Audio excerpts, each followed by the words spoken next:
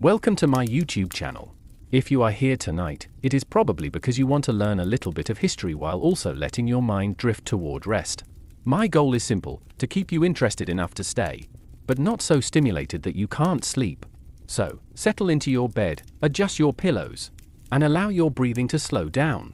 If you haven't already, I invite you to like this video, subscribe to the channel, and share it with anyone else who enjoys quiet history told at a gentle pace. Tonight's topic is medieval mysteries that were solved, and more. The Middle Ages are often thought of as a time of knights, castles, and crusades, but they were also a time of uncertainty. People in the medieval world faced questions that science could not yet answer, and many events or phenomena appeared baffling. Some of those mysteries, once unsolved, now have explanations thanks to archaeology, history, and science. One of the strangest medieval events happened in Strasbourg in the summer of 1518. When dozens of people began dancing uncontrollably in the streets. They danced for days, some even to the point of exhaustion or death. For centuries, it was thought to be a supernatural curse, or even mass possession. But modern historians and scientists have suggested more grounded explanations. Some believe it was an outbreak of mass psychogenic illness, a stress-induced trance caused by fear and hardship.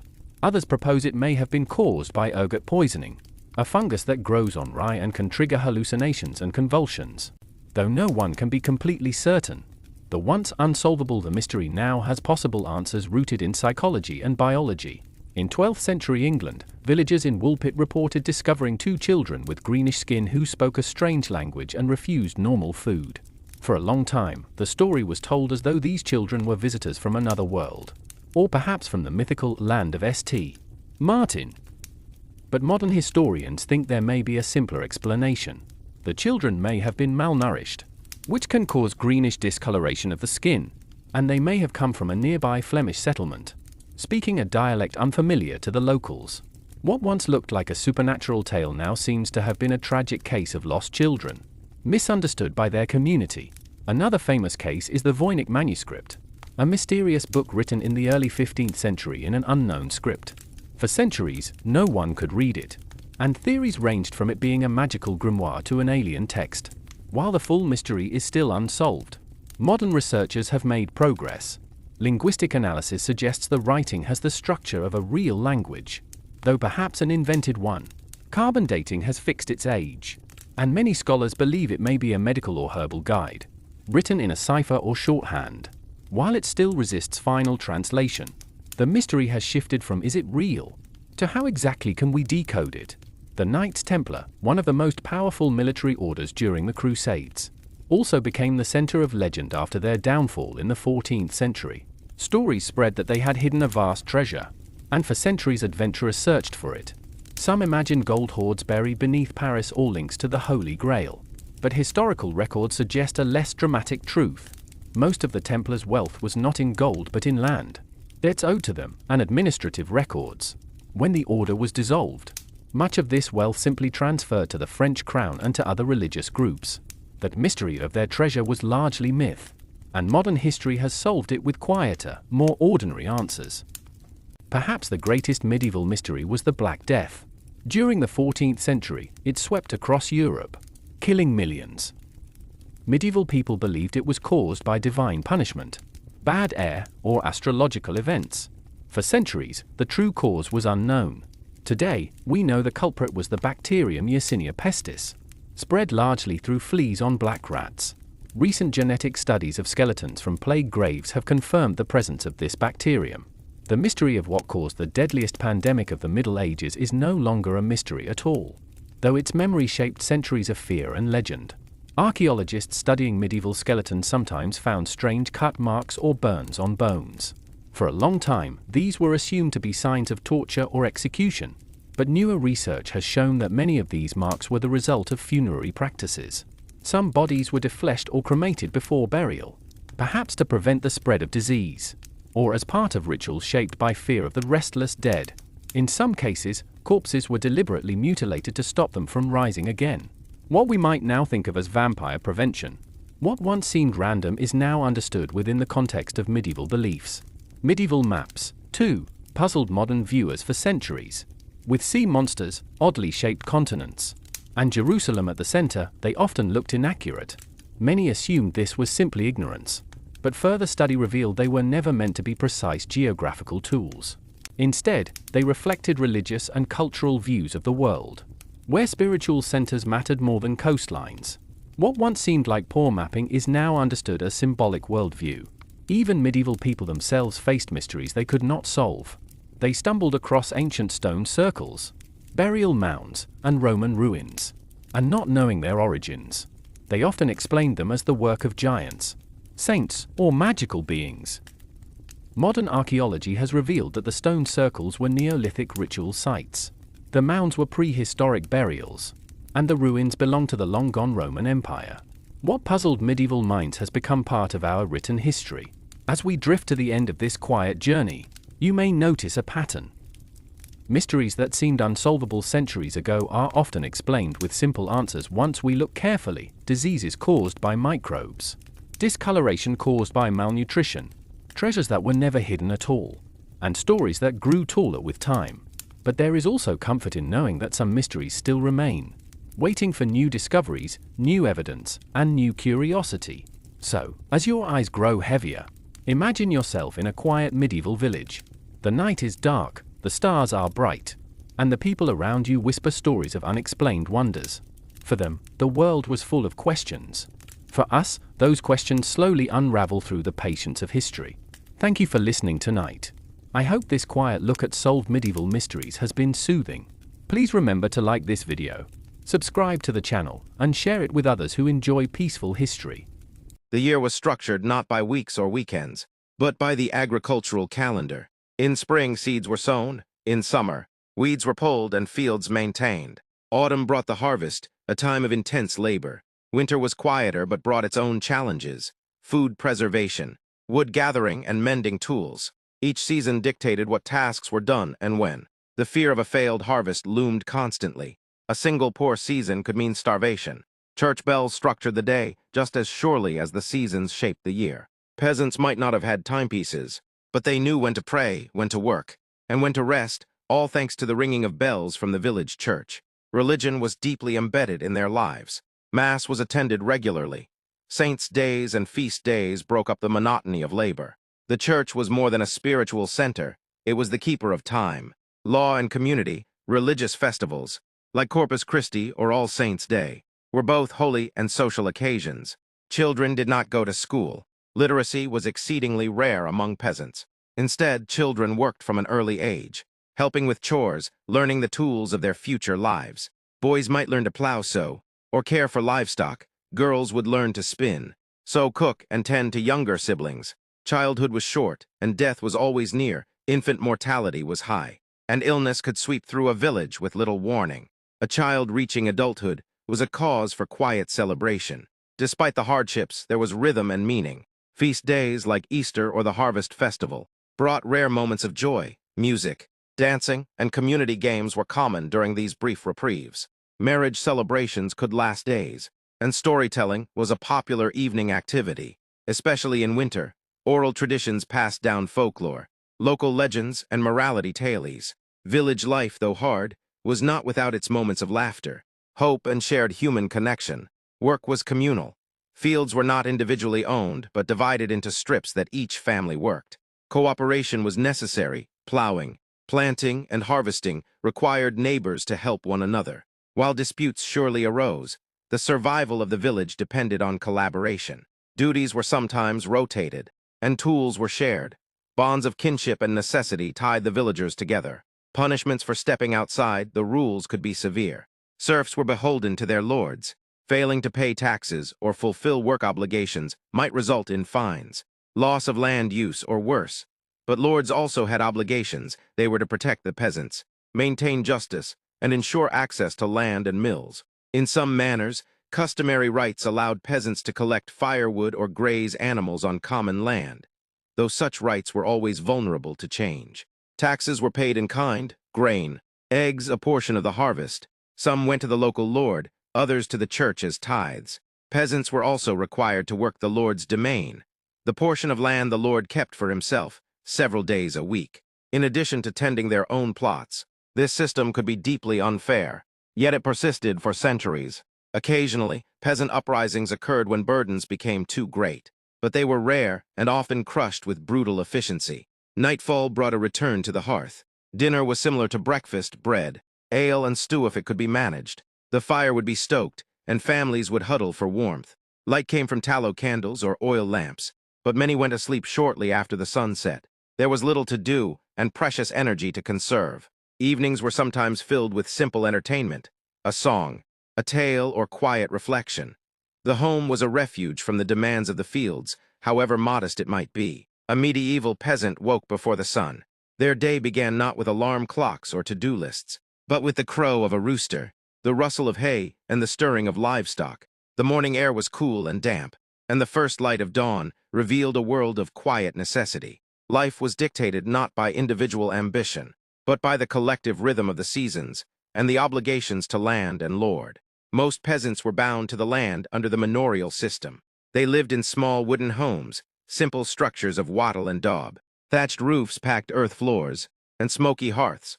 Often these homes consisted of a single room shared by the entire family, and sometimes even by livestock during harsh winters. Privacy was a luxury they neither expected nor missed. Their meals were humble: porridge made from oats, bread made of rye, and perhaps an onion or a leek plucked from a small garden. Meat was rare. Salted pork or dried fish might make an appearance on feast days or when the harvest was good. A stew known as pottage was a common dish, endlessly simmered with whatever vegetables were on hand, thickened with grains and occasionally enriched with a. Most peasants lived in villages under a system known as manorialism. The manorial system was the organizing principle of rural life. At the heart of the manor was the lord's estate, usually consisting of a manor house, a church, and perhaps a mill. Surrounding this estate were small plots of land where peasants lived and worked. These peasants were not slaves, but most were serfs tied to the land, obligated to serve the lord in exchange for the right to work a piece of it for themselves. Their homes were modest, built from a mixture of woven sticks and daub mud, straw, and animal dung. They were small, dark, and smoky. The roofs were thatched with straw, which needed constant maintenance. Inside, the floors were made of packed earth. There was little furniture, perhaps a wooden table, a few stools, and bedding made from straw. A hearth at the center of the home provided heat, a place to cook, and most critically, smoke to preserve meat or deter pests, even if it choked the air and blackened the ceilings. A peasant's day began with the tending of animals. Chickens needed to be fed, pigs inspected, and cows milked. Goats, if they were kept, were particularly valuable for their milk. Horses were rare, usually reserved for lords or knights, but oxen were common and essential for plowing. After feeding the animals, a peasant might take a moment to eat something simple: coarse rye bread dipped in ale or water, or perhaps a bowl of gruel. A meal might be shared in silence, or with hushed murmurs of hope for good weather and a healthy crop. Food was a constant concern. The medieval peasant's diet was meager by modern standards. Bread was a staple, made from rye, barley, or oats, depending on what was available. White bread from wheat was a luxury, reserved for the rich. Ale was drunk more than water, not because it was intoxicating, but because it was often cleaner than river or well water. Vegetables were grown in small garden plots. Onions, leeks, cabbages, and beans were common. Meat was rare, often reserved for feast days or hard winters. When it was eaten, it might be salted pork, dried fish, or game caught illegally in the lord's forest. After breakfast, the real work of the day began. Men would head to the fields, carrying tools passed down through generations. Wooden plows drawn by oxen, hoes, sickles, and flails. These were the instruments of survival. Women might remain at home, tending to the garden, mending clothing, spinning wool, or caring for children. But women also worked in the fields when needed, and their labor was equally essential. Children, too, were part of the workforce.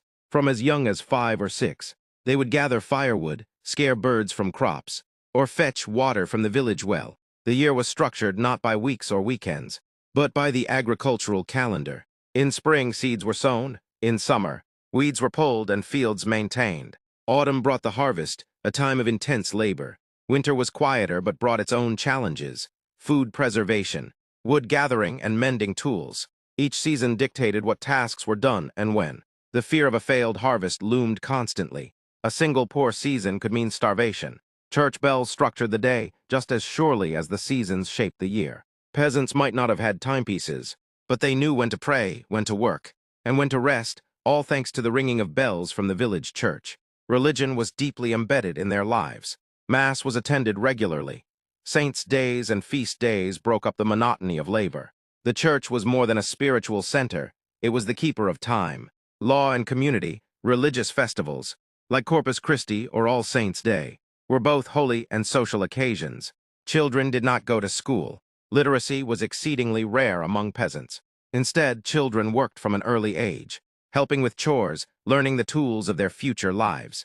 Boys might learn to plow, sow, or care for livestock. Girls would learn to spin, sew, cook, and tend to younger siblings. Childhood was short, and death was always near. Infant mortality was high, and illness could sweep through a village with little warning. A child reaching adulthood was a cause for quiet celebration. Despite the hardships, there was rhythm and meaning. Feast days like Easter or the Harvest Festival brought rare moments of joy. Music, dancing, and community games were common during these brief reprieves. Marriage celebrations could last days, and storytelling was a popular evening activity, especially in winter. Oral traditions passed down folklore, local legends, and morality tales. Village life, though hard, was not without its moments of laughter, hope, and shared human connection. Work was communal. Fields were not individually owned, but divided into strips that each family worked. Cooperation was necessary. Plowing, planting, and harvesting required neighbors to help one another. While disputes surely arose, the survival of the village depended on collaboration. Duties were sometimes rotated, and tools were shared.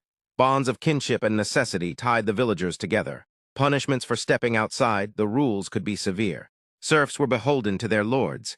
Failing to pay taxes or fulfill work obligations might result in fines, loss of land use, or worse. But lords also had obligations. They were to protect the peasants, maintain justice, and ensure access to land and mills. In some manors, customary rights allowed peasants to collect firewood or graze animals on common land, though such rights were always vulnerable to change. Taxes were paid in kind: grain, eggs, a portion of the harvest. Some went to the local lord, others to the church as tithes. Peasants were also required to work the lord's domain, the portion of land the lord kept for himself, several days a week, in addition to tending their own plots. This system could be deeply unfair, yet it persisted for centuries. Occasionally, peasant uprisings occurred when burdens became too great, but they were rare and often crushed with brutal efficiency. Nightfall brought a return to the hearth. Dinner was similar to breakfast: bread, ale, and stew if it could be managed. The fire would be stoked, and families would huddle for warmth. Light came from tallow candles or oil lamps, but many went to sleep shortly after the sun set. There was little to do and precious energy to conserve. Evenings were sometimes filled with simple entertainment: a song, a tale, or quiet reflection. The home was a refuge from the demands of the fields, however modest it might be. Illness was common, and healthcare rudimentary. Local wise women, midwives, and herbalists tended to the sick, using knowledge passed down orally. Superstition and religion shaped many of their practices. Leprosy, fevers, rashes, and injuries were all threats, and a bad year could decimate a village. Plague, when it came, did not discriminate, but peasants often bore the worst of its aftermath. Burial grounds filled quickly, and survivors carried on with heavy hearts. And yet peasants endured, for generation after generation. They lived and worked the land. They weathered bad harvests, famine, war, and plague. They buried their dead, married, raised children, and sang old songs. Their resilience helped sustain kingdoms, fed armies, and built cathedrals brick by brick. Their labor supported not only themselves, but the entire structure of medieval society. To be a medieval peasant was to be a part of something larger: a village, a community, a field in a wide landscape, a cog in the wheel of feudal society. Though history often forgets their names, they are the quiet majority, the invisible force beneath the pageantry of kings and knights. Their days were long, their nights short, their meals simple, and their lives essential. As the rooster crowed again the next morning, another peasant stirred in the dark. Another day began, just as it had the day before, just as it would for centuries to come. Most peasants were bound to the land under the manorial system. They lived in small wooden homes, simple structures of wattle and daub. Thatched roofs packed earth floors, and smoky hearths. Often these homes consisted of a single room shared by the entire family, and sometimes even by livestock during harsh winters. Privacy was a luxury they neither expected nor missed. Peasants made up the vast majority of the medieval population. Their lives, though largely undocumented, were the bedrock of medieval society. They tilled the land, harvested the food, tended the animals, and paid rents and taxes to lords and kings. Though their days were filled with toil, their roles were vital. Life was not easy, nor was it comfortable, but it was structured, seasonal, and deeply connected to the rhythms of the natural world. Their homes were modest, built from a mixture of woven sticks and daub mud, straw and animal dung. They were small, dark and smoky. The roofs were thatched with straw, which needed constant maintenance. Inside, the floors were made of packed earth. There was little furniture, perhaps a wooden table, a few stools, and bedding made from straw. A hearth at the center of the home provided heat, a place to cook, and most critically, smoke to preserve meat or deter pests, even if it choked the air and blackened the ceilings. A peasant's day began with the tending of animals. Chickens needed to be fed, pigs inspected, and cows milked. Goats, if they were kept, were particularly valuable for their milk. Horses were rare, usually reserved for lords or knights, but oxen were common and essential for plowing. After feeding the animals, a peasant might take a moment to eat something simple: coarse rye bread dipped in ale or water, or perhaps a bowl of gruel. A meal might be shared in silence, or with hushed murmurs of hope for good weather and a healthy crop. Children did not go to school. Literacy was exceedingly rare among peasants.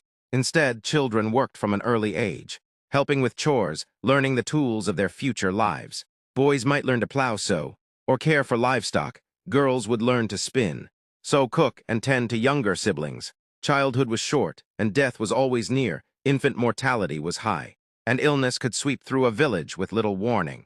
A child reaching adulthood was a cause for quiet celebration. Despite the hardships, there was rhythm and meaning. Feast days like Easter or the Harvest Festival brought rare moments of joy. Music, dancing, and community games were common during these brief reprieves. Marriage celebrations could last days, and storytelling was a popular evening activity, especially in winter. Oral traditions passed down folklore, local legends, and morality tales. Village life, though hard, was not without its moments of laughter, hope, and shared human connection. Work was communal. Fields were not individually owned, but divided into strips that each family worked. Cooperation was necessary. Plowing, planting, and harvesting required neighbors to help one another. While disputes surely arose, the survival of the village depended on collaboration. Duties were sometimes rotated, and tools were shared. Bonds of kinship and necessity tied the villagers together. Punishments for stepping outside the rules could be severe. Serfs were beholden to their lords.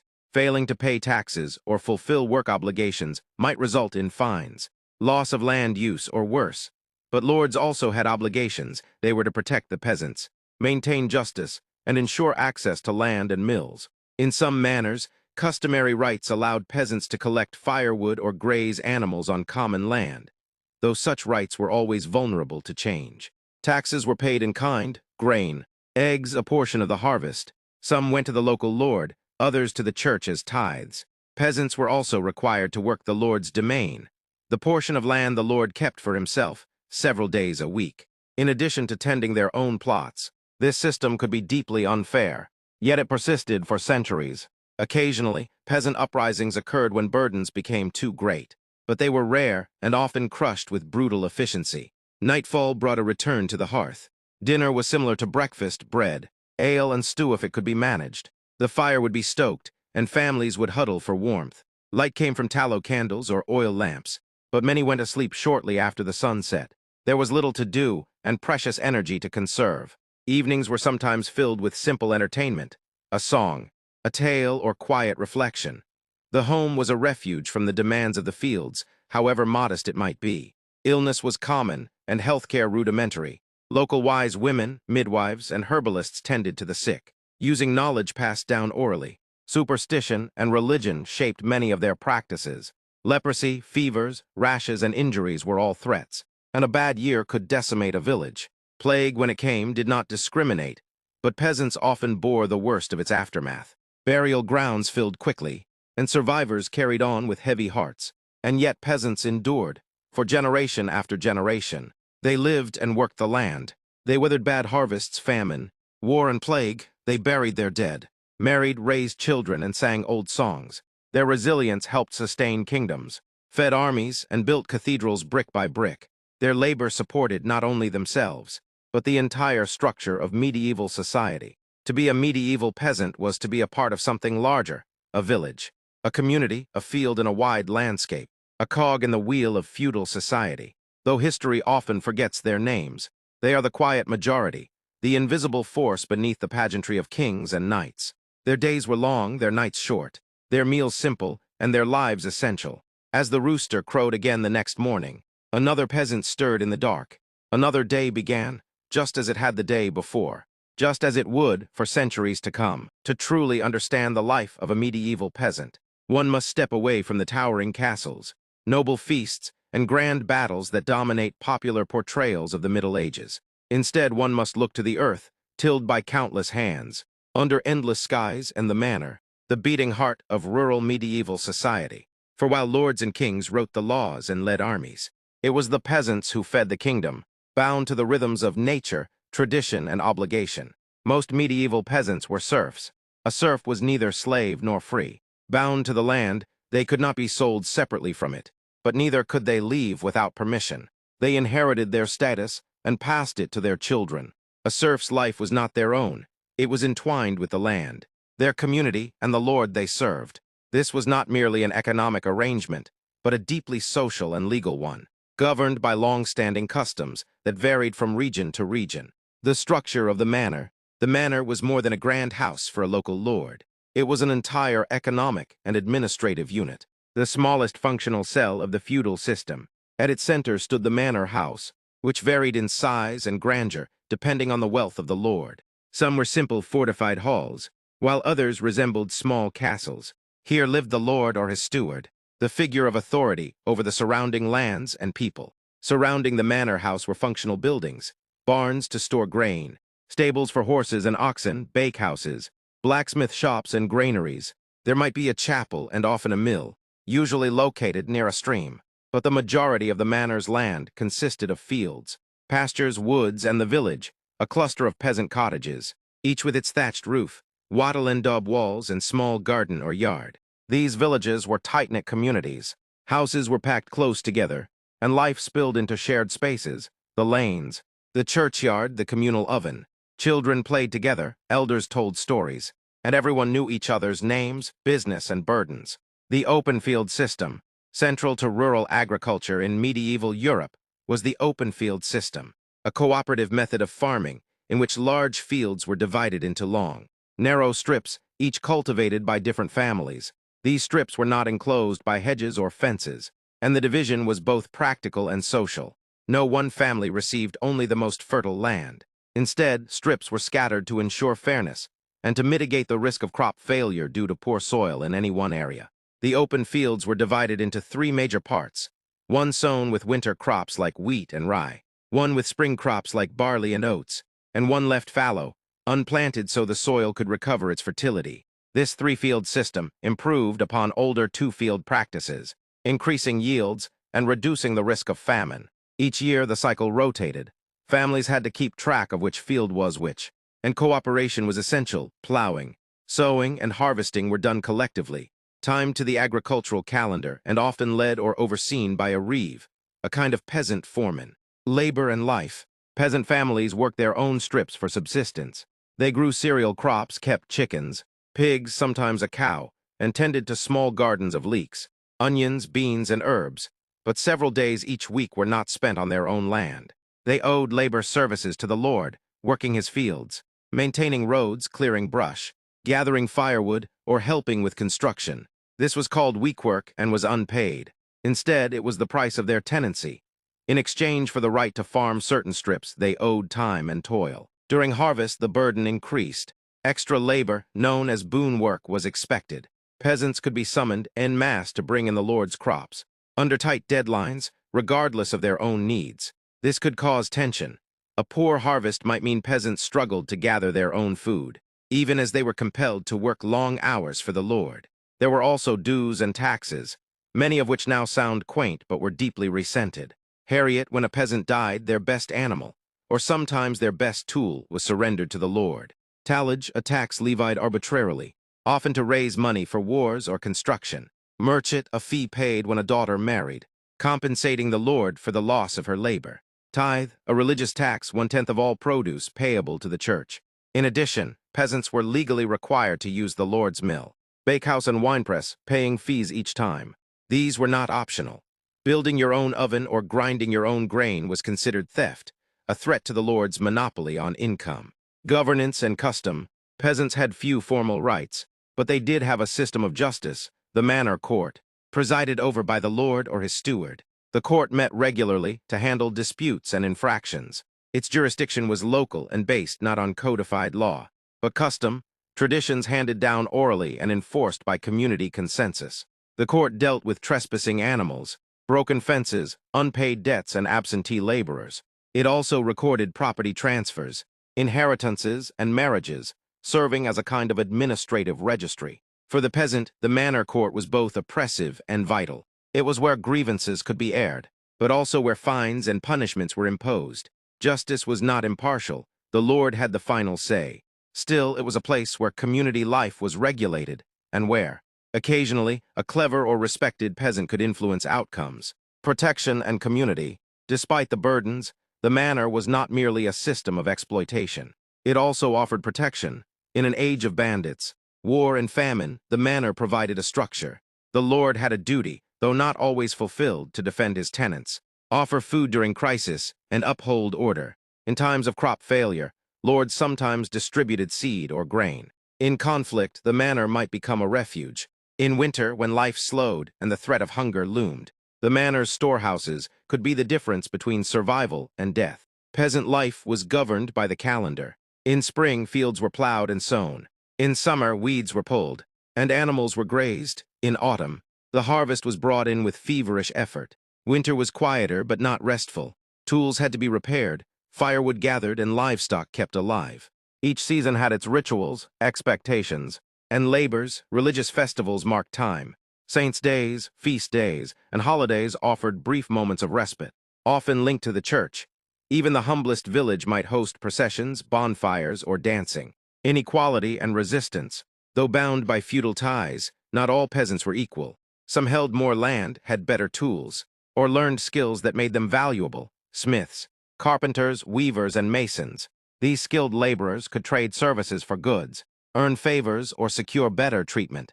A few rose further, through careful savings. Some peasants leased land independently, or bought their freedom from serfdom, becoming yeomen, freeholding farmers with rights and a degree of autonomy. Still, the system was rife with tension.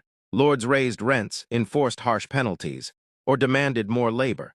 Peasants resisted in subtle ways, delaying tasks, neglecting duties, or accidentally losing tools. At times, resistance turned to revolt. Other revolts occurred across Europe, in France, Germany, Italy, each fueled by injustice and hope. Change and decline. The 14th century brought catastrophe and opportunity. The Black Death swept across Europe, killing perhaps half the population. Fields were left untended, whole villages vanished. But for survivors, scarcity of labor meant new leverage. Peasants demanded wages, some fled to towns. Others bargained for better terms. Lords tried to hold the old system together through law. The statute of laborers in England, for example, but the tide had turned. Over time, serfdom declined. In England, by the 15th century, it was largely gone. In Western Europe, wage labor and tenant farming became more common. In Eastern Europe, however, serfdom endured, or even worsened, into the early modern era. The manor system faded, replaced by new forms of agriculture, commerce, and land ownership, but its shadow lingered in the landscape, in the names of fields and villages, and in the collective memory of struggle. Legacy. For centuries, the manor was the world of the peasant. It shaped their work, their relationships, their hopes and fears. It was a world of obligation, yes, but also of cooperation, tradition, and quiet resilience. Though often overlooked by chroniclers and poets, the peasants' labor underpinned everything. Without their grain, wool, meat, and taxes, no castle could be built, no army sustained, no cathedral raised. They were anonymous in their time, but they were the foundation, the daily, unseen, unrecorded work of the many men. Women and children bent over fields, fed the kingdoms, paid the priests, and endured the storms of history. The manor, with all its injustice and intimacy, was not just a system, It was a way of life, a place of suffering, yes, but also of survival, of continuity, of quiet, stubborn dignity. In the soil they tilled and the customs they upheld, the peasants of medieval Europe shaped the world more than history has ever admitted. In the world of the medieval peasant, life was not lived in isolation but in tight, often cramped quarters where the boundaries between public and private were virtually non-existent. The peasant household was a nucleus of survival, labor, socialization, and faith. The very structure of the home reflected the priorities of the people who lived within it. Most peasant homes were simple structures made of wattle and daub, woven sticks plastered with a mixture of clay, straw and animal dung, and thatched roofs. They were dark, smoky, and cold in winter, yet warm and filled with the sounds of life. The floors were usually made of compacted earth, sometimes strewn with rushes or straw to absorb dirt and moisture. There was rarely a chimney. Smoke from the hearth escaped through a hole in the roof or a small window, blackening the ceiling over time. Furniture was minimal: a bench, a rough table, and perhaps a wooden chest or bed shared by multiple family members. Tools hung on the walls, and clothing might be stored in bundles or simply hung from pegs. Families were often large, out of both necessity and culture. Many children meant more hands to help with farm work, tending animals or gathering firewood. Infant mortality was high, so not every child born survived to adulthood. But even so, households frequently included extended family, grandparents, cousins, and in some cases, non-relatives such as servants or lodgers. The household might also include domesticated animals, chickens scratching on the floor, a pig by the hearth, or even a cow tied near the door. Privacy, as we conceive it today, was absent. Curtains or hangings might demarcate sleeping areas, but people lived, worked, and slept in close quarters. Marriage was a social and economic bond, as much as a romantic one. Peasant marriages were often arranged within the village or among nearby communities. While the church required consent from both parties, families played a significant role in the arrangements, and dowries or bride prices were often exchanged. Once married, a couple became an economic unit. The husband tended the plow and fields. The wife managed the home, cared for animals, preserved food, wove textiles, and bore and raised children. Gender roles were distinct but not inflexible. During planting or harvest, women and children worked alongside men in the fields. In times of crisis, the elderly or infirm might step in where they could. Despite the harsh conditions, family bonds were strong. Parents taught children practical skills from an early age: how to tend livestock, gather herbs, spin wool, or mend tools. Songs, stories, and sayings were passed down orally, weaving culture and memory into the rhythm of daily life. The hearth was the center of the home, not only for cooking but as a gathering place. Meals were eaten together, often from shared dishes, with spoons or bread used to scoop food. Food was plain but nourishing. A typical meal might consist of pottage, a thick stew of grains and vegetables, black bread made from coarse rye or barley flour, and perhaps cheese or salted meat on rare occasions. Meals were supplemented with seasonal vegetables, herbs, eggs, and what little dairy the household could spare. Water was often unsafe to drink, so weak ale was the standard beverage, even for children. Faith was the great unifier of medieval life. The church was ever present, from the tallest cathedral spires in cities to the modest stone chapels in rural villages. Even if a peasant could not read or write, they could recite prayers, understand biblical stories through murals and stained glass, and follow the cycle of feast and fast that structured the liturgical year. The church calendar shaped life with a rhythm more powerful than any clock. Ordinary time was punctuated by Lent, Advent, feast days of saints, the Nativity, Easter, Pentecost, and dozens of local holy days. Religion permeated the peasant worldview. Everything: illness, famine, good harvests, and the birth of children was attributed to God's will. People believed in divine intervention and the presence of both angels and demons in the everyday world. Villagers might pray to saints for specific concerns: St. Anthony for lost items, St. Isidore for farmers, St. Bridget for domestic matters. Holy relics were revered: fragments of saints' bones, cloth, or even drops of blood were housed in reliquaries and believed to offer divine protection. The village priest held a unique position. He might be the only person in the area who could read Latin, and he acted not only as a spiritual advisor, but also as a teacher, chronicler, and sometimes even a medic. He baptized children, presided over marriages, gave last rites, and celebrated Mass. He also enforced moral codes, heard confessions, and reported to higher church authorities.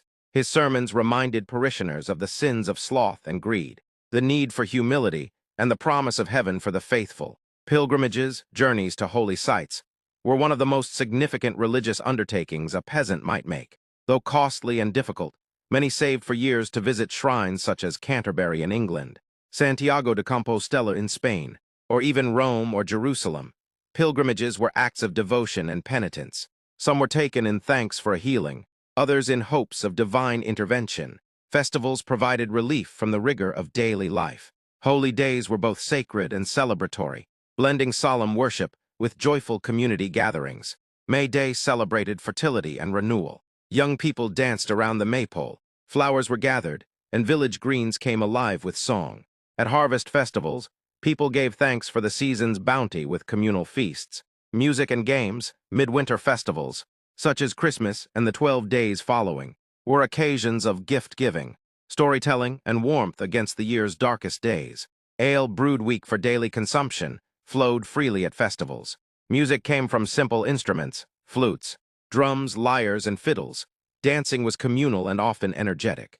People wore garlands, painted faces, and acted out mummers' plays, dramatized tales of death and rebirth, good and evil. These festivals were rooted in both Christian tradition and older pagan customs. The church often adapted these practices to maintain cultural continuity. Peasants also marked life's milestones with ceremony. Christenings, marriages, and funerals were religious and social events. A marriage might be followed by days of celebration, feasting and dancing. Death brought mourning and ritual. Prayers for the dead were believed to help souls pass through purgatory. Families lit candles and commissioned masses in the deceased's name, if they could afford it. The cycle of life was deeply tied to the cycle of the land and the liturgical calendar. Planting aligned with spring festivals. Harvest came with autumnal observances. Winter brought rest, reflection, and hope. The New Year, often celebrated on March 25th, the Feast of the Annunciation, marked a spiritual and agricultural rebirth. Stories and legends flourished in these times. Folk tales told of saints, miracles, ghosts, and moral lessons. Oral tradition preserved history in song and story, the exploits of King Arthur, Robin Hood, or local heroes. Some stories had pagan origins. Wrapped in Christian symbolism, superstition was strong. Villagers avoided certain days for weddings or travel, carried charms against illness, and believed in omens and dreams.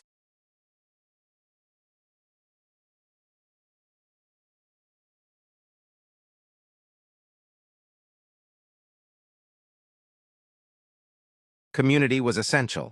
The village was a web of relationships forged through birth, marriage, labor, and faith. Neighbors helped each other with difficult tasks, building houses, bringing in crops, nursing the sick. Disputes were inevitable, but the social fabric depended on cooperation. Festivals and faith served to reinforce these bonds. Guilds and fraternities also played a role. In larger villages and towns, craftsmen and laborers might belong to religious guilds, associations dedicated to a patron saint. These provided social support, mutual aid, and hosted special feasts. Women sometimes formed their own groups around charitable or devotional purposes. For children, life was harsh but not without joy. Games were played with balls, hoops, sticks, and improvised toys. Rhymes and riddles were passed from older to younger siblings. Education, if it occurred, came from the priest or monastery schools, though most peasant children learned through observation and participation in family work. Though life was bounded by toil, it was not devoid of beauty or laughter. The change of seasons brought variety. Love and humor found expression in songs and proverbs. People sang as they worked, and children played by the hedgerows. Festivals were moments of magic when the ordinary was suspended, and everyone, from the poorest cotter to the wealthiest villager, shared in the joy. Seasonal festivals often included contests and sporting games, wrestling, archery, sack races, or tug-of-war. In some areas, villagers elected a lord of misrule during Christmas or midsummer, someone to preside over festivities in a playful inversion of social order. These brief suspensions of hierarchy allowed people to laugh, release tension, and reinforce community through shared humor. In some, the life of a medieval peasant was shaped not only by obligation and hardship, but also by the richness of community, the structure of faith, and the rhythm of celebration. Family, faith, and festivals offered purpose and solace, vital pillars in a world where survival was uncertain. but belonging was sure. This deeply interconnected existence, though alien to modern sensibilities, reveals a humanity as complex and vibrant as our own, rooted in the soil, lifted by prayer and carried forward by song. Let's take a long, slow walk through the fields of myth and misunderstanding. When we look back at the medieval world, especially at the lives of peasants, we often do so through a distorted lens. Centuries of storytelling, misrepresentation in books, films, and pop culture have built up an image of the peasant that is often simplistic, and sometimes outright wrong. So let's gently sweep those misconceptions aside. One by one, no sudden movements, just soft steps and quiet thoughts. The myth of the dirty peasant. Perhaps the most common misconception about medieval peasants is that they were filthy, covered in grime, unwashed, permanently smelly. In truth, hygiene was much more important to them than we often assume. Cleanliness wasn't just about comfort, it had moral, social, and spiritual dimensions. In Christian Europe, cleanliness was associated with godliness. Being clean wasn't just pleasant, it was virtuous. Now they didn't have hot showers or indoor plumbing, no foaming hand soaps or eucalyptus-scented shampoos. But medieval people bathed more often than you might think. When the weather was warm, they washed in rivers, lakes and ponds. In the colder months, they used wooden tubs filled with heated water when they could manage it. Soap made from animal fat and wood ash was rough but functional. And while it wouldn't leave you smelling like lilacs, it did the job. Public bathhouses existed, even in smaller towns, and were used by all social classes, though they eventually fell out of favor due to fears of disease and changing moral attitudes. For much of the Middle Ages, they were quite common. And brushing teeth, not with plastic toothbrushes, no, but with twigs, often frayed at one end to create a primitive brush. Herbal mouth rinses were used, made with ingredients like mint, sage, and vinegar. People chewed aromatic twigs to freshen their breath. They didn't know about bacteria or dental plaque, but they understood the connection between mouth care and feeling well. Clothing was washed too, though it was a laborious process. Linen undergarments were boiled or scrubbed at the local stream. Woolen outer garments were harder to clean, but they were brushed and aired out. Fleas and lice were constant problems, but people fought back against them with combs, oils, and even fumigation with smoke or herbs. Their homes, though modest, were not trash heaps. Floors were swept. Rushes or straw were laid down and replaced regularly. Smoke from the hearth blackened the walls, but it also acted as a mild disinfectant. Windows were few, but they were often covered with cloth or animal bladder to keep out flies. In short, they were not clean by modern standards, but they were not filthy savages. They cared, they tried, and that deserves recognition. The myth of the ignorant peasant. Another stubborn myth is that peasants were ignorant, illiterate, uneducated, backward. Now it's true that most peasants couldn't read or write. Literacy was rare, especially in rural areas. Books were expensive, and education was reserved mostly for clergy, nobles, or the wealthy. But let's not confuse book learning with intelligence. Medieval peasants had a profound, intuitive understanding of the natural world. They knew when to plant and when to harvest, how to read the weather by the clouds, how to predict frost by the stars. They recognized animal behaviors, bird migrations, the scent of the air before a storm. This knowledge wasn't written down, but it was passed from generation to generation, orally, patiently over the years. And there was wisdom in the old stories. Folklore was not just entertainment. It taught lessons, preserved memory, explained the mysteries of the world. Riddles, songs, proverbs, and tales carried the values and insights of centuries. Peasants might not have had books, but they had libraries, vast ones in the minds of their elders. Monks and nobles may have scoffed at peasant superstitions, but those so-called superstitions often carried practical truths. Don't plant after a frost. Don't drink from a stream after a thunderstorm. Watch the bees, watch the cows. Trust the old woman who remembers the famine 30 years ago. And let's not forget the cleverness involved in daily survival. Making clothing from wool, weaving baskets, brewing ale, building carts, repairing tools, trading goods, avoiding taxes, dodging conscription, knowing who to trust and who not to in a village of 50 people. This was a different kind of intelligence, not written but spoken, not academic but ancestral. The myth of the monolithic peasant class. We tend to speak of peasants as if they were all the same, a single gray, shapeless mass. But this is far from the truth. The term peasant covers a broad swath of medieval society. Within it, there were sharp divisions in wealth, status, and freedom.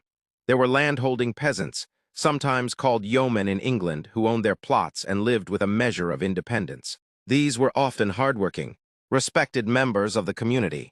They hired laborers, traded goods, and might even accumulate savings. Then there were villeins, bound to the land under the feudal system. They worked their lord's fields, paid rents or provided services, and couldn't leave without permission. But even within this group, there was variation. Some had larger holdings, better livestock, or lighter obligations than others. At the bottom were cotters and bordars, those with tiny plots or no land at all. Some worked as day laborers, others as servants, shepherds or mill hands. These people were the most vulnerable to hunger, disease, and misfortune. And even here, not all was static. Some peasants escaped the countryside and moved to growing towns. Others saved money, bought land, or gained favor with the local lord. A few rose to minor positions of local authority, reeves, bailiffs, or tax collectors. Life was not frozen, it changed. Slowly, yes, but meaningfully. The Black Death in the 14th century upended the social order, wiping out huge portions of the population and giving survivors more bargaining power. Wages rose, mobility increased.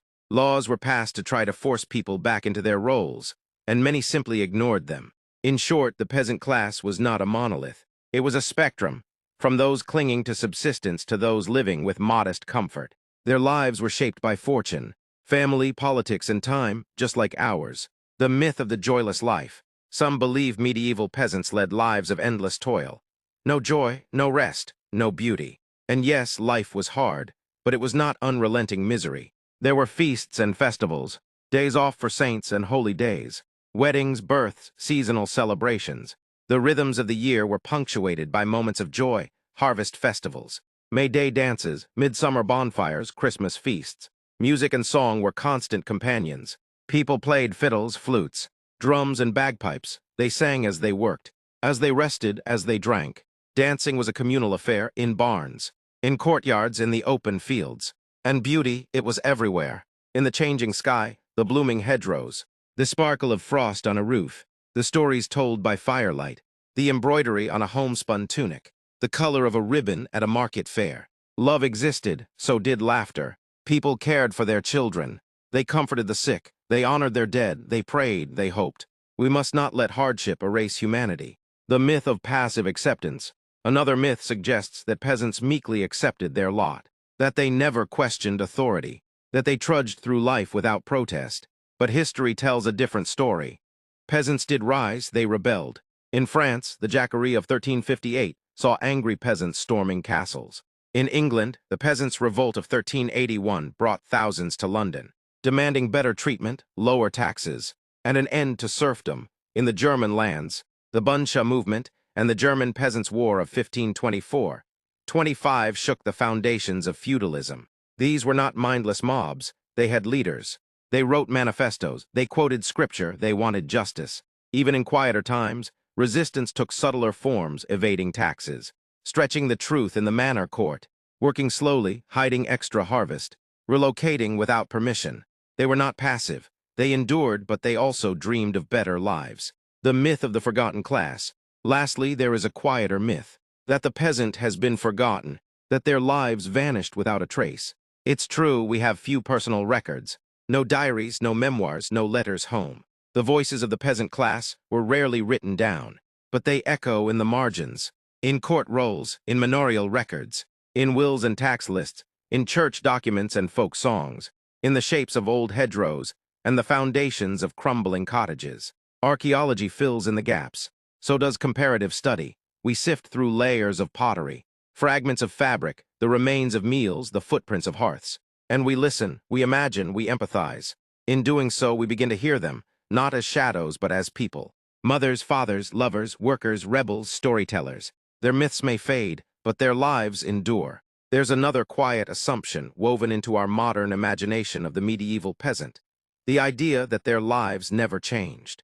That generation after generation, things stayed the same work, the same tools, the same roles, day after day, year after year, century after century. But if we pause for a moment, we'll see this wasn't true at all. While change in the medieval countryside was slow, very slow by today's standards, it was not absent. The rhythms of rural life were adaptive, responsive, even innovative in their own modest ways. Take tools, for example, the heavy plow, or caruca, introduced into parts of northern Europe around the 9th century, allowed deeper tilling of heavier clay soils. This wasn't just a technical detail. It transformed farming in entire regions, making land more productive and allowing communities to expand into areas previously unsuitable for agriculture. Or consider the three-field system, a rotation of planting in which 1/3 of the land lay fallow, 1/3 held grains, and 1/3 legumes or other crops. This was not universal, but where it spread, it boosted yields and improved diets. More food meant more people meant change. Architecture evolved, too.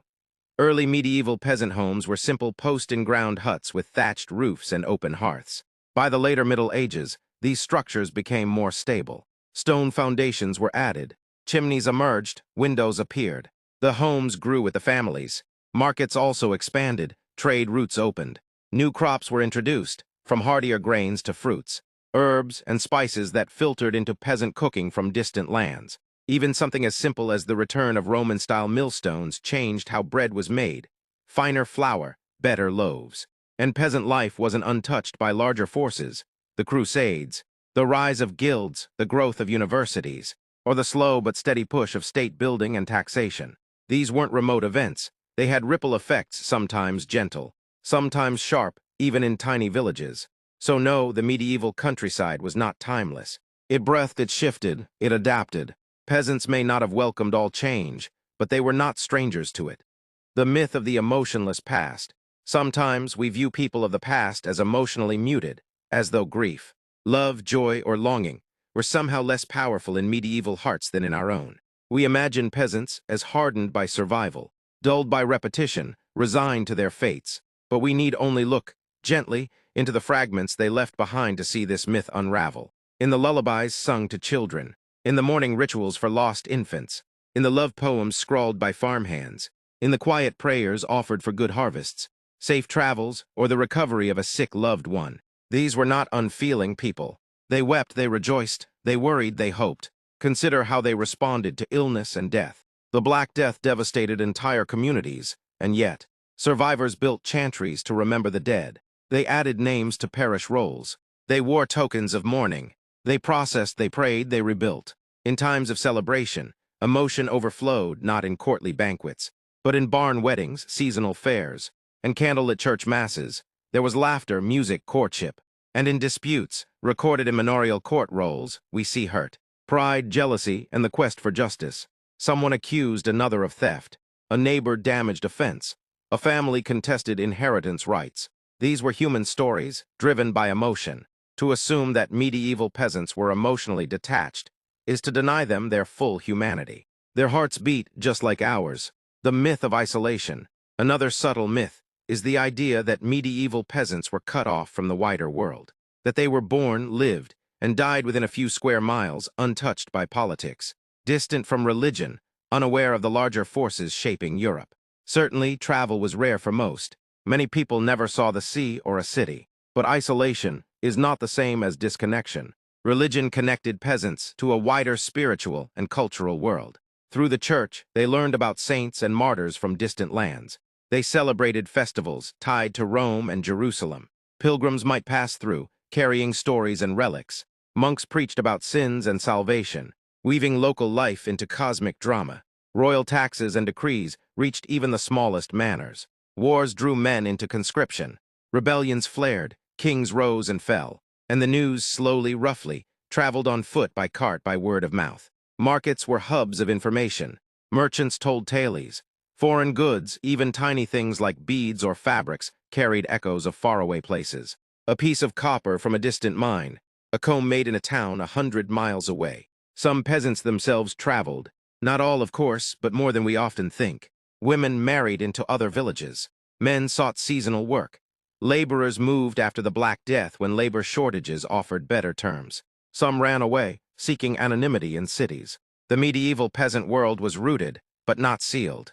It had windows, it had doors. The myth of the nameless mass. Finally, there is the myth of anonymity. The idea that medieval peasants were all the same. A gray wave of indistinct people, nameless, faceless, forgotten. But the record where it survives gives us names. And when we find a name, we find a person.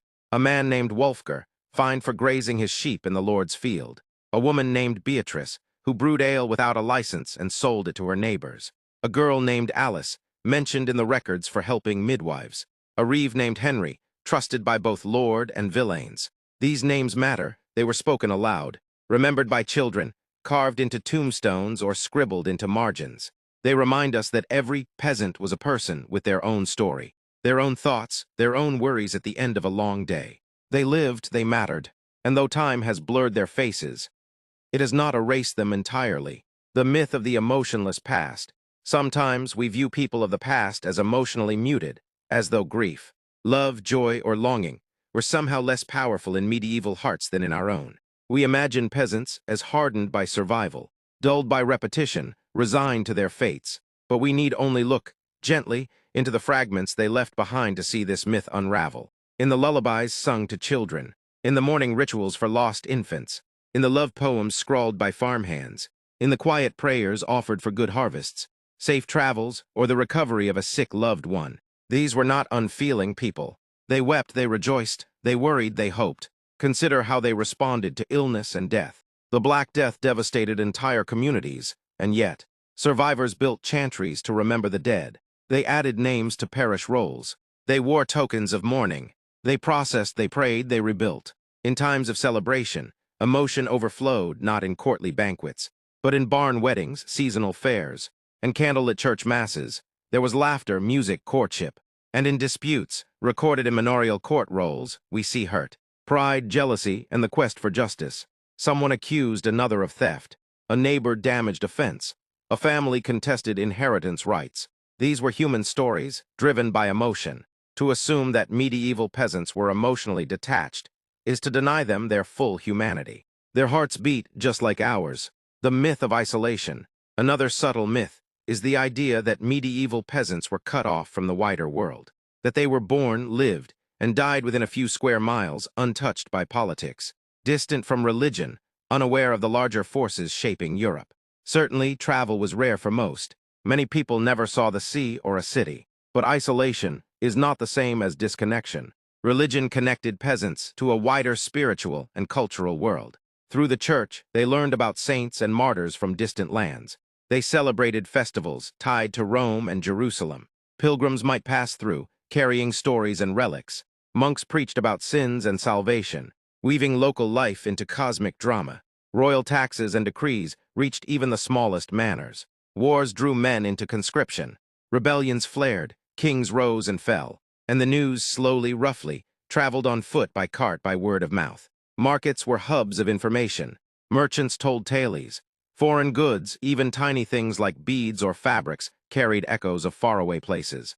A piece of copper from a distant mine, a comb made in a town 100 miles away. Some peasants themselves traveled. Not all, of course, but more than we often think. Women married into other villages. Men sought seasonal work. Laborers moved after the Black Death when labor shortages offered better terms. Some ran away, seeking anonymity in cities. The medieval peasant world was rooted, but not sealed. It had windows, it had doors. The myth of the nameless mass. Finally, there is the myth of anonymity. The idea that medieval peasants were all the same. A gray wave of indistinct people, nameless, faceless, forgotten. But the record where it survives gives us names. And when we find a name, we find a person. A man named Wolfgar, fined for grazing his sheep in the Lord's field. A woman named Beatrice, who brewed ale without a license and sold it to her neighbors. A girl named Alice, mentioned in the records for helping midwives. A reeve named Henry, trusted by both lord and villeins. These names matter, they were spoken aloud, remembered by children, carved into tombstones or scribbled into margins. They remind us that every peasant was a person with their own story, their own thoughts, their own worries at the end of a long day. They lived, they mattered, and though time has blurred their faces, it has not erased them entirely. And so we remember the forgotten, the quiet millions who shaped the medieval world not through war or kingship, not through conquest or chronicles, but through their labor, their laughter, their fears, and their quiet persistence. These were not the names inscribed in gilded manuscripts. They did not sign treaties or build cathedrals with their names etched in stone. But their hands sowed the wheat that fed the manor, spun the wool that clothed the village, and rang the church bell that marked the hours of prayer and toil. These were the peasants, the craftsmen, The mothers and fathers, the old and the young, people who lived by the rhythms of earth and sky, who left behind no titles or legacies, and yet sustained the entire fabric of medieval life. We began with a single day, a rising sun over damp straw, a bleary-eyed child, a pot of gruel, and the muffled murmur of a village coming to life. And from that moment, we wandered together slowly, quietly, through the fabric of medieval peasant life. Each hour brought a new texture, a duty, a ritual, a kindness, or a hardship. And now, here in the quiet dark, we reflect. There's something humbling in remembering that most of human history belongs not to the extraordinary, but to the ordinary. It belongs to the unrecorded, the unremarked, the invisible. When we think of history, we often think of battles, revolutions, kings, and calamities. Yet the true weight of time rests on the shoulders of everyday people. People like the medieval peasant, who lived by the turn of the plow and the tilt of the sun, who weathered war, famine, taxes, and tithes not as distant events, but as intimate realities. Perhaps it's in their lives, quiet and small, yet endlessly meaningful, that we find something of ourselves. The need to endure, the ache of hard days, the sweetness of moments when burdens lift, a song at twilight, a shared loaf, a child's laughter echoing across a frozen field. Let us wander briefly, one last time through their world, not to learn but to feel. A pair of hands calloused by labor, skin browned by the sun, eyes squinting not at books, but across rows of cabbage and leeks. A back stooped not from age, but from decades of bending to weed, to lift, to carry. A home of packed earth and timber, smoke rising from a hearth, sometimes sweet, sometimes acrid, a pot bubbling with barley and roots, the sharp scent of salted meat, or on leaner days, boiled nettles and bean broth, chickens clucking nearby, a pig snuffling underfoot, a cat curled beside the fire, outside the sound of bells, matins, lauds, vespers, not clocks, but the call of sacred time, a reminder that each day was not measured in minutes, but in moments. Spring arrives slowly, the snow melts into muddy tracks, the first shoots push through thawed earth, children squeal, chasing each other past the budding hedgerows. Men repair fences, women turn compost. The air smells of wet grass and hope. Then summer, long days and aching muscles. Hay to be cut, fields to be weeded. The feast of St. John, bonfires leaping. Music lilting from simple instruments, a rebec. A pipe, a voice, joy always ephemeral, always cherished. Autumn follows, a season of harvesting and reckoning. Apples, barley, beans, the grind of the millstone. Smoke curling from chimneys, days shortening. Mornings colder, a sense of drawing in. And then winter, the world narrows. The hearth becomes the heart of the home. There is more sleep, more dreaming. Stories passed from mouth to mouth. Old songs hummed while sewing by candlelight. Outside, frost blooms on windows like lace. The air is still, and the stars feel closer. In the rolling hills, sprawling woodlands, and cold northern plains of medieval Europe, time was measured not in hours and minutes, but in seasons.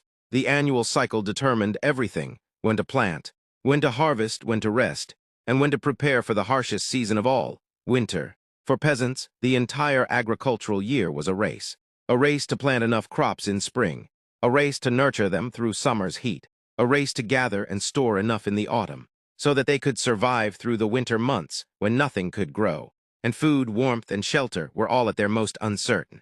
But winter was not just a season. It was a threat. It was a relentless, unforgiving presence that demanded everything from you: your crops, your animals, your strength, your willpower. The cold came creeping in as the days grew shorter, and each night seemed to linger a little longer. The first frost arrived with barely a warning, a sign that all must be ready. Winter did not ask for permission. It arrived regardless of how much you had prepared, regardless of how long your harvest had been. In those dark, cold months, it was the elements that were in charge, not the humans, and if the preparation was inadequate, winter would demand its toll. The Little Ice Age, a period of perilous cold.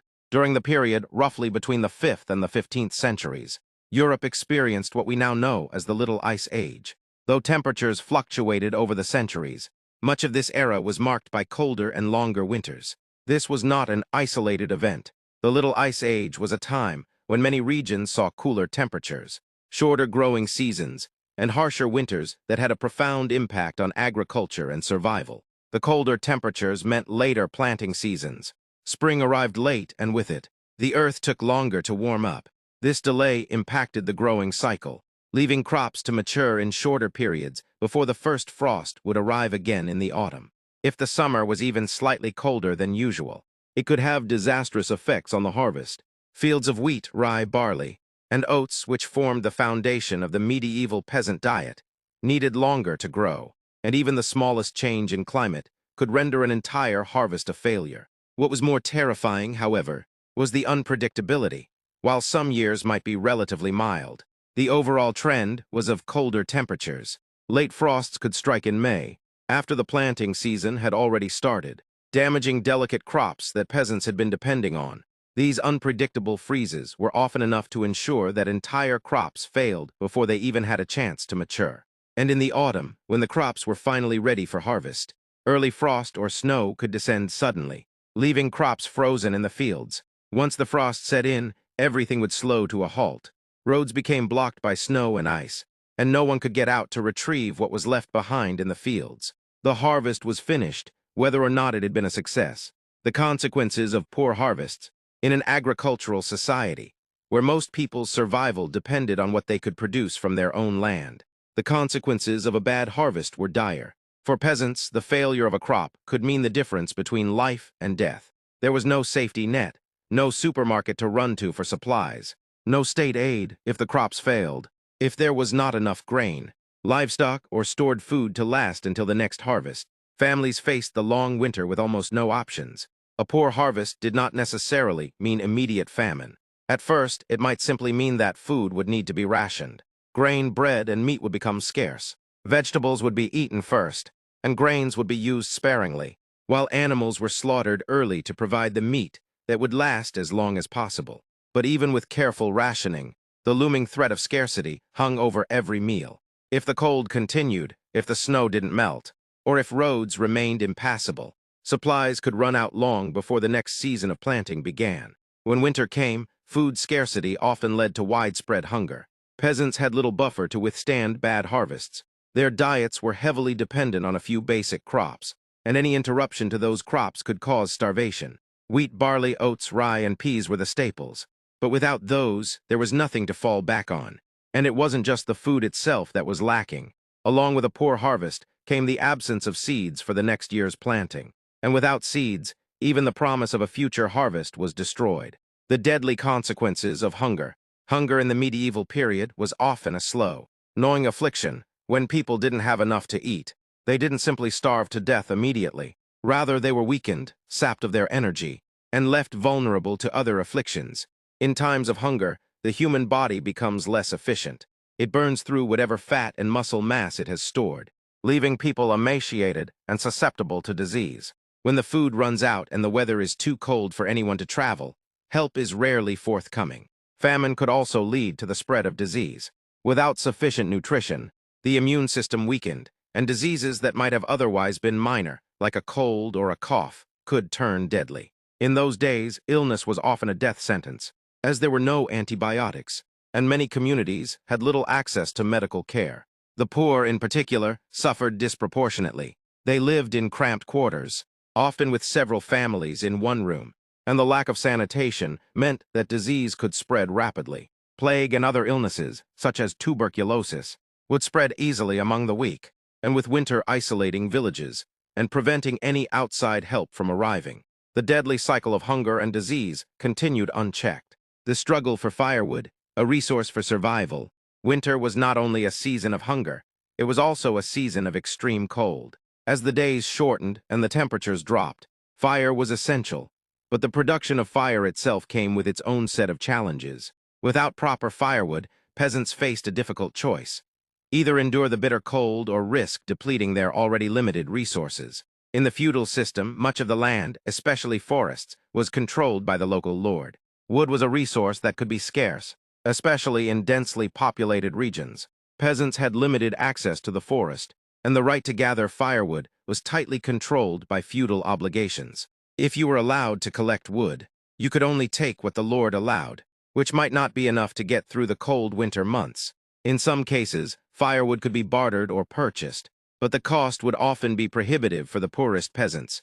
If the firewood supply was low, families were forced to make difficult decisions: burn less wood, and risk freezing, or burn more, and risk running out entirely before the next harvest. In these cases, families often had to gather smaller twigs, use animal dung for fuel, or even burn parts of their homes, walls, doors, furniture, just to stay warm. Every fire became a matter of life and death. The isolation of winter. As the snow piled up and the roads became impassable, winter also led to isolation. Peasants, who were already living in small communities or isolated rural villages, found themselves cut off from the outside world. Markets stopped, travel halted. News from the larger towns and cities could take weeks to reach the countryside, and even then, the news might be of little help. The ability to trade or purchase supplies was limited, and in many cases, any outside help could be weeks, if not months, away. Families and villages became entirely reliant on their own resources, and if those resources were inadequate, survival became a waiting game. What food could be stretched through the winter? How could illness be avoided? Could any assistance be found in the form of charity? In larger cities, church-run food programs might offer help, but in smaller rural villages, charity was rare, and the community was too small to offer meaningful aid. This sense of isolation bred a kind of mental toll as well. The long winter months, often spent in dark, cold homes with little to do other than wait for the next season to arrive, weighed heavily on people's spirits. For the rich and noble, the cold could be endured with plenty of supplies and servants to handle the necessities of life. But for peasants, winter was not only a physical burden, it was a psychological one. The toll of winter on mental health. Psychological affliction, such as depression, was common during the long, isolated winters. The lack of sunlight and social isolation often caused a sense of hopelessness and despair. This affliction was compounded by the ever-present worry that food might run out, or that the cold might take lives. The burden of survival was constant, and when the prospect of death from starvation, illness, or freezing was a looming threat, mental health deteriorated. This depression was not merely a passing affliction. It was often a chronic condition, a deep mental weariness that drained the energy and optimism from entire communities. Communities often dealt with the emotional toll of winter silently, as no formal psychological understanding existed in the medieval world.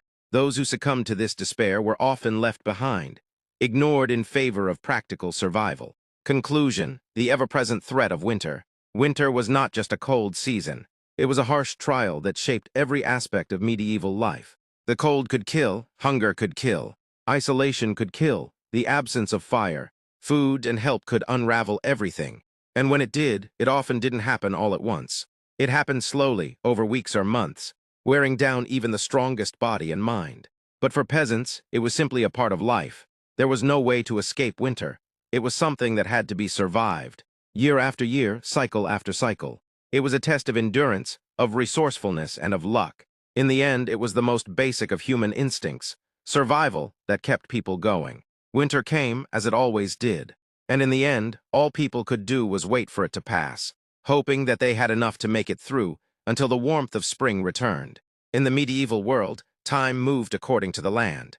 There were no clocks in the homes of peasants, no wall calendars, no apps or alarms. The year was measured in light and dark, cold and warmth, sowing and reaping.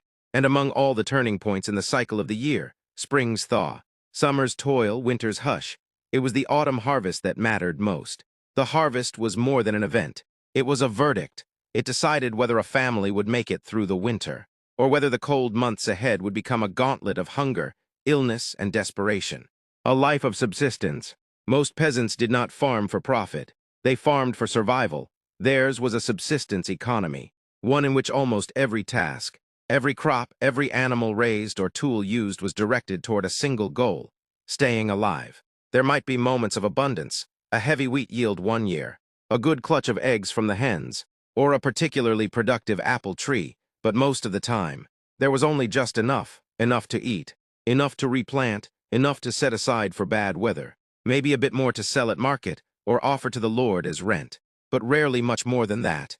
The land worked generation after generation, offered no guarantees. One year might be good, the next might bring blight, and through it all, the medieval peasant existed in a narrow band between hunger and hardship, knowing that everything depended on what came in from the fields at harvest time. The high stakes of autumn. Autumn was the most critical season of the entire year. It was the culmination of months of labor. The plowing in spring, the weeding and tending in summer. These efforts had built toward the moment when crops could be brought in. Fields of barley, wheat, oats, and rye were gathered by hand, bundled into sheaves and left to dry. After that came thrashing, separating the grain from the stalks. Then winnowing, tossing the grain into the air so that the wind could blow away the lighter chaff. It was a labor-intensive process, and everyone helped, men, women, children, the elderly, if they could walk. They could gather, tools were few, sickles and scythes for cutting, flails for thrashing, baskets and sacks for carrying. Everything was done with muscle and time was limited. The harvest also included more than grain. Apples and pears were picked from small orchards. Nuts were shaken from trees and gathered from the forest floor. Wild berries, blackberries, elderberries. Sloes were picked and eaten or preserved. If a family kept pigs, these might be fattened on acorns before being slaughtered. Chickens were culled, some goats and sheep too. In households that had the means, the meat was smoked, salted, or dried. These preservation methods were imperfect, but they helped. Salt was expensive and not always easy to obtain, so its use was often strategic. Smoking took time and required dedicated space. Drying was the simplest, but also the least reliable. When all was gathered and stored, families could finally stop, take a breath and calculate. The winter gap, from the moment the last sheaf was tied and the last apple gathered. The countdown to spring began, and it was not a short wait. In much of Europe, the growing season ended in September or October. New crops, if weather allowed, would not be ready for harvest until the following July or August. That meant at least 9 months of living off stores. 9 months, that's a long time to stretch anything, especially perishable. Fragile goods like grain, dried beans, turnips, or salted meat. Everything had to be protected from pests. Grain lofts might be built up high to avoid rats and moisture. Pits might be dug and lined with straw to store root vegetables. Clay jars were sealed with wax. Meat was hung in smokehouses or packed in salt barrels. And still things went wrong. Mice found their way into sacks. Mold crept in with the damp. Salt was sometimes reused or thinned. Crops stored improperly spoiled early. What looked like a full granary in October might, by February, be almost empty. Rationing wasn't just wise, it was essential. And so the winter became a slow process of measuring and managing. Bread was made thinner. Stews were stretched with water and herbs. Ale, brewed from leftover grains in autumn, became a vital calorie source. It was not just a drink, it was food, a way to consume grains in liquid form that kept longer than baked bread. Brewing as preservation. Ale played a special role in the medieval winter. Brewed in the weeks after harvest, it was an efficient way to use barley or oats, while also producing a drink that could warm and nourish. The fermentation process killed off many harmful microbes in the water, making ale safer to drink than water from wells or streams. In poorer households, small beer, a weak ale with low alcohol content, was brewed more frequently, used even by children. Mead and cider were also brewed when honey and apples were available, though these were less common than ale. The key point was that alcohol, even in small amounts, helped preserve calories, and in winter, calories were life. The margin for error. Even in good years, food had to be stretched carefully. But good years were not guaranteed. A single hailstorm at the wrong moment could ruin a field. A wet summer could rot barley in the ground. A dry spring could stunt wheat. Crop disease, like ergot in rye, could turn edible grain into a hallucinogenic poison. And pests, worms, beetles, slugs, could devastate beans or peas. Then there were human factors. Lords might increase taxes or demand grain for feasts. War might march through the countryside and strip villages of their stores. Bandits might raid. A neighboring village in worse condition might beg or steal. And then there were the obligations. Feudal dues and tithes. Peasants did not own their land. Most worked it under the authority of a local lord. And with that arrangement came obligations. Every year, a portion of the harvest had to be handed over, either as rent, as tax, or as a tithe to the church. The amount varied, but it could be steep. A tenth of grain, a share of livestock, a cartload of hay. These dues came due in autumn, just after the harvest. And so, just as families were counting and storing, they were also giving away. Grain was measured out into sacks for the manor. Eggs and poultry were delivered. In some regions, the church demanded its share first. Only after those obligations were met could families consider what was truly theirs to live on. In lean years, this might be the difference between survival and starvation. And yet, to fail to pay could mean eviction, punishment, or even imprisonment. The system did not bend easily for hardship. What you owed, you owed. The long winter mindset. Because of all this, the medieval winter was not merely a season, it was a psychological weight.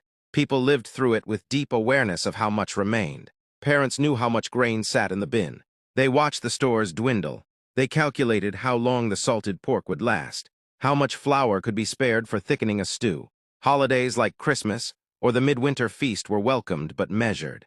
A special meal meant dipping into stores, fine if there was confidence in what was left, but dangerous if the harvest had been meager. By February, many families were running low. Lent arrived in early spring, calling for fasting, not just for spiritual reasons, but because fasting aligned perfectly with necessity. People were thin, meals grew smaller. Soup replaced bread, the larder was close to bare, and spring had not yet arrived. The spring gap, a silent danger. Between March and June came the hardest period of all, known today as the spring gap or hunger gap. This was the time when stores were almost gone, but nothing new had yet grown. It was a dead space in the calendar, a void. Even if seeds had already been planted in March, they would not be harvestable for many weeks. Root vegetables like carrots and onions might not be ready until June. Early greens could offer vitamins, but not calories. Families dug deeper. They foraged wild herbs, nettles and weeds. They thinned gruel with water. In some cases, they even ate seed grain, knowing that this would jeopardize next year's harvest, but facing no other choice. Starvation and disease. As rations shrank, bodies weakened. The winter was hard, but the spring was when hunger became deadly. Malnutrition set in. Immune systems faltered.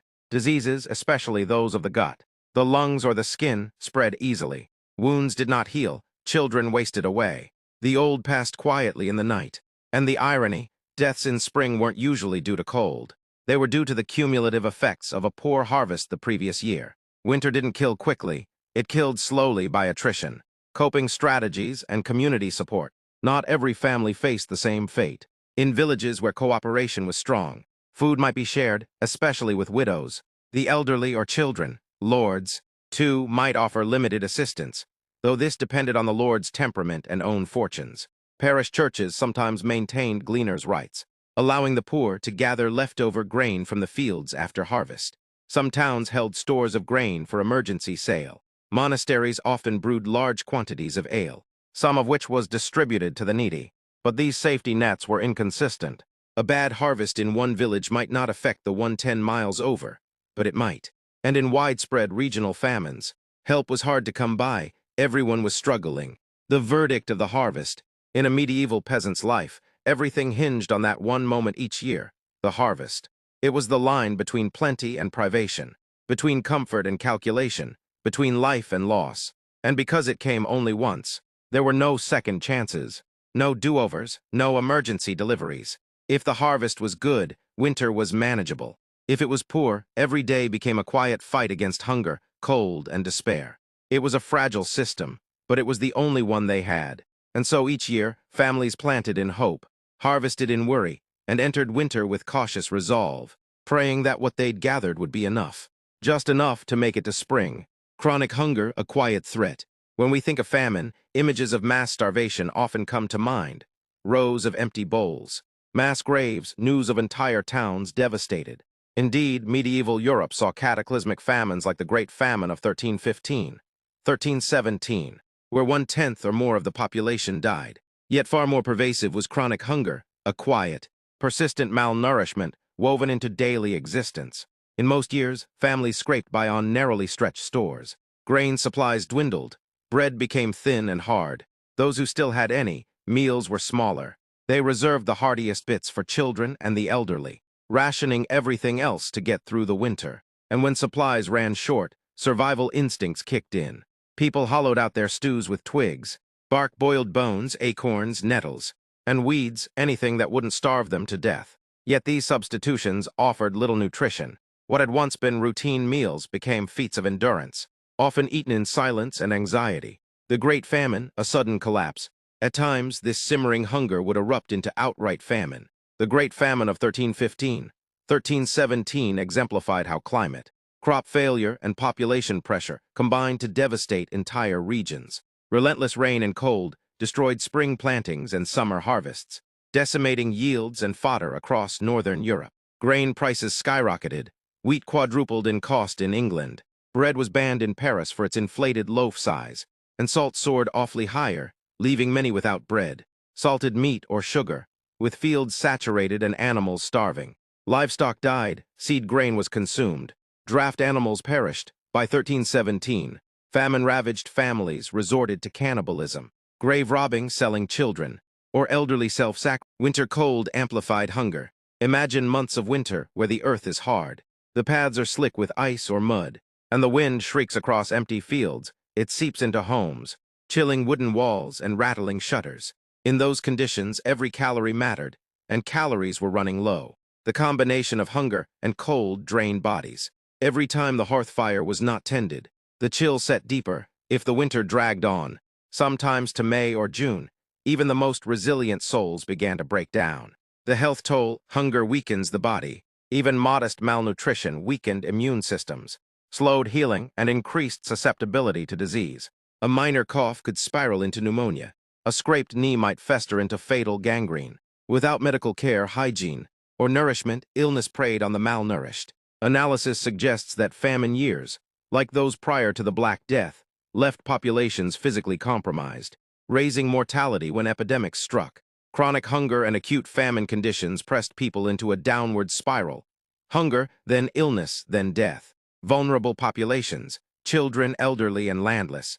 While everyone suffered, impacts were unequal. Children and infants, dependent on others. With small reserves, they were the first victims. Chronic hunger stunted growth, impaired cognition, and led to high child mortality rates. Elderly and infirm, often skipped or sacrificed so others could get enough food. Famine increased their vulnerability. Landless laborers and those with small plots, lacking surplus. They had no reserves, losing tools. Oxen or livestock pushed them to starvation quickly. Landlords and wealthy peasants, better insulated by stores, social ties and networks, though no one was safe outright. Thus, famine widened existing inequality, feeding the strong, starving the weak. Outward signs of social collapse. Hunger and desperation bred social unrest. The Great Famine brought a surge of petty theft, violent crime, and scapegoating, as people blamed neighbors or magically inclined groups for their woes. Some stories tell of desperate clergy hoarding food, or lords locking granaries while peasants starved around them. Cannibalism, child abandonment, and grave robbing, though horrifying, became whispered rumors and occasionally documented truths. Social bonds frayed, people fled villages, migrated to towns, sold their labor, or resorted to begging. Churches and monasteries struggled to provide relief amidst mounting numbers. Where institutions failed, communities looked inward, sometimes violently. Coping and survival strategies. Peasants didn't simply watch themselves starve. In times of scarcity, they employed various coping strategies. Open-handed charity, parish granaries, church soup kitchens, and gleaning rights allowed peasants to collect leftover grain, though supplies were often limited. Animal slaughter. Eating livestock early produced proteins but removed future work and breeding stock. Seed grain consumption. Eating seeds meant no food next year. Foraging, bark, roots, herbs, and wild plants supplemented diets. Ingested raw, risky, but often necessary. Communal resource pooling. Shared meals and mutual aid helped preserve the vulnerable. Religious fasting. Lent and devotional abstention echoing necessity became entwined. Peasants fasted due to hunger, not faith. These decisions reflected grim prioritization, safeguarding young and able-bodied as a hope for future survival. The cycle of winter right arrow, hunger right arrow, illness right arrow, death. As winter ended, stores had diminished. Cold had sapped health.